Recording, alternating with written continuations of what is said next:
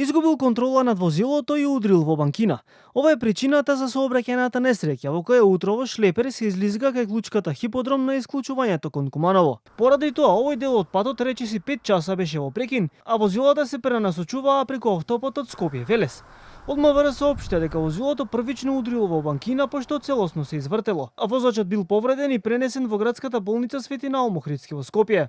Денеска околу 9 часот во секторот за внатрешни работи Скопје е пријавено дека на Скопската обиколница кај клучка Хиподром, исклучок кон Куманово, товарно моторно возило Мерцедес удрило во банкина.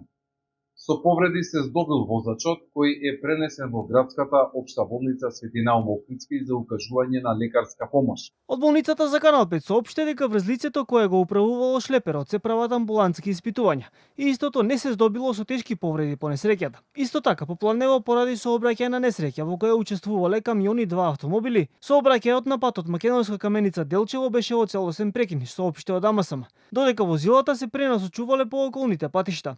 Освен штета кај возилата, нема повредени лица во оваа сообраќајка.